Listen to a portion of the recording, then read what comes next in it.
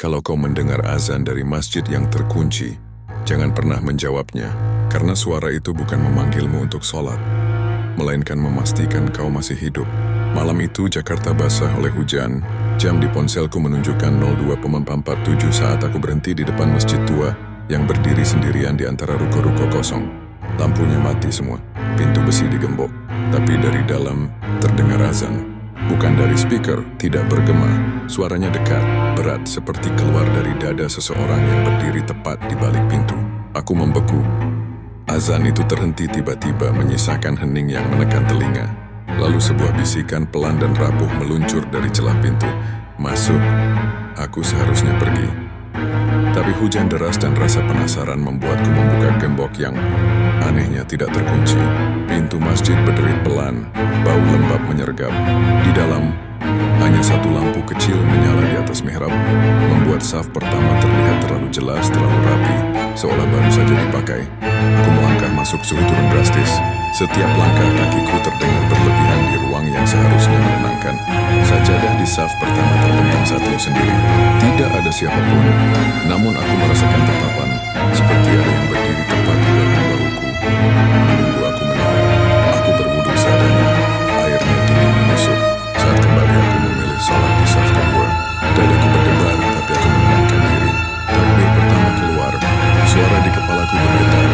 Saat rukuk aku mendengar napas lain bukan milikku berat dan tertahan tepat di belakangku. Aku tidak menoleh.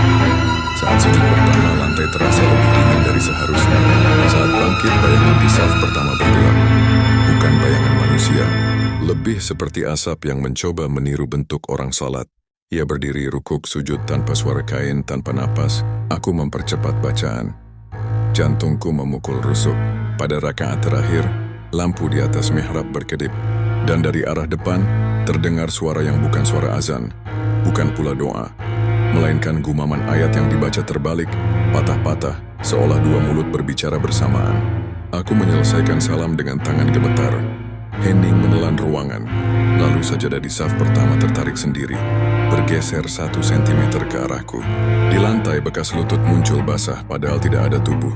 Sosok itu berdiri kini lebih jelas, siluet tanpa wajah. Bau terlalu tinggi, leher terlalu panjang. Ia menoleh tanpa kepala bergerak, seakan pandangannya datang dari kegelapan itu sendiri. Dari arahnya suara rendah bergetar.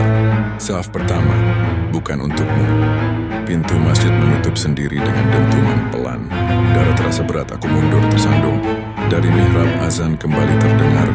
Kali ini sangat dekat, seolah mulutnya berada tepat di telingaku. Aku menutup telinga berlari dan pintu terbuka tepat saat aku menabraknya. Aku keluar ke hujan tanpa menoleh. Di belakangku azan berhenti.